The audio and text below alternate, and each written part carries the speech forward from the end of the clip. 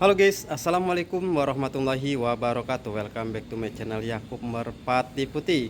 Pada kesempatan kali ini kita mau apa ya? Nih Bang Yakub mau berbagi teknik potong sulur labu kuning ya guys ya. Pokoknya tonton sampai selesai nih. Punya yang baru menemukan channel Bang Yakub Merpati Putih, jangan lupa like, komen, subscribe. Jangan lupa ya guys, subscribe. Nah, Bang Yakub mau berbagi cara ya, teknik potong sulur labu kuning ya, agar itu labu kuning berbuah dan lebat alias tidak rontok ya guys ya. Kebanyakan itu labu kuning ya guys ya, pada dasarnya itu orang itu asal nanem ya, kayak yang sebelumnya Bang Yakub sudah praktekkan. Nanam labu kuning itu sangat riskan dengan kerontokan ya guys ya, kerontokan, dan itu sulit sekali untuk berbuah ya pada tanaman labu kuning ya guys ya. Tidak seperti kayak tanaman labu putih biasa ya.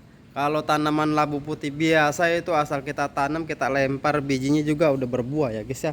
Tapi kebalikannya dari tanaman labu kuning ini, dia kalau kita tidak tahu cara trik dan metode yang tersembunyi, metode tersembunyi, maksudnya cara-caranya ya guys ya. Ini si labu ini guys, labu kuning ini itu sekali dibuahkan ya guys ya.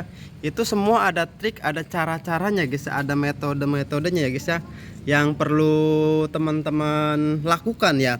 Contohnya kayak ini sedini mungkin sudah Bang Yakub proses sedini mungkin udah Bang Yakub ini antisipasi ya, cara menangani labu kuning ini agar dia cepat berbuah dan buahnya itu tidak rontok ya guys ya. Nah, nanti rencana Bang Yakub ini, labu kuning tersebut akan Bang Yakub salurkan ke sana.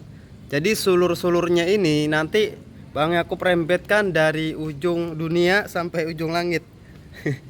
Maksudnya dari ujung sono guys. Nah, dari ujung sini sampai ujung sana.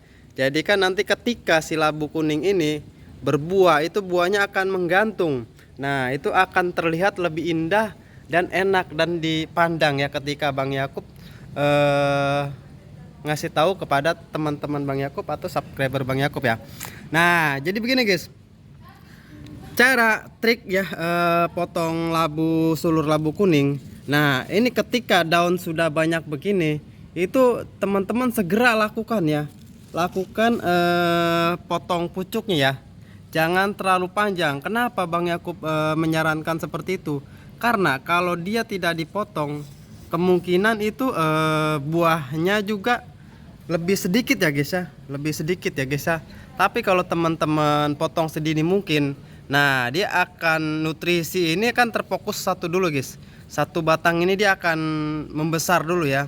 Dari satu batang ini membesar, nah kemudian dari ketiak ini guys, ketiak daun ini dia akan mengeluarkan sulur baru. Nah, setiap dari sulur baru itu kemungkinan itu akan membawa calon-calon buah atau calon-calon bunga ya guys ya. Nah, jadi nih teman-teman putusnya jangan di sini guys ya. Jadi dihitung ya dari 1 2. Nah, di sini guys. Nah, di sini. Nih.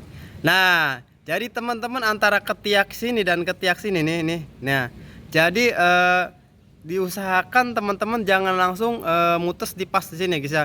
Di atas ini, Kenapa? Takutnya kena bakteri, itu jamur yang tidak bermanfaat. Itu akan merusak tanaman teman-teman ya. Nah, kalau teman-teman punya insektisida atau pestisida atau nematisida lah sejenisnya, setelah dipotong ini itu dispray ya guys ya, disiram nih. Langsung Bang Yakub praktekkan ya di sini ya. Nah, ini di sini nih. Nah, di bawah ini guys. Nah, di sini pas ya. Nah, ini di atas sulur, ini perambatan ini di sini guys. Nah, jadi kita mengharapkan dia akan keluar tunas dari sini dan dari sini. Kemungkinan dia biasanya dari bawah sini, si pohon labu parang ini dia akan mengeluarkan tunas ya guys ya. Nah, ini Bang Yakub sebenarnya keder juga ya guys ya, kedernya. Ini nanam labu di sini, ini nanam ubi di sini. Nanti kalau ubi berbuah gimana ya? Gampang lah pokoknya. Ya, Yang penting yang utama, yang paling utama ini yang Bang Yakub harapkan ini labu kuning ini alhamdulillah ya guys ya. Ini Bang Yakub boleh dikasih dari kawan Bang Yakub ya guys ya.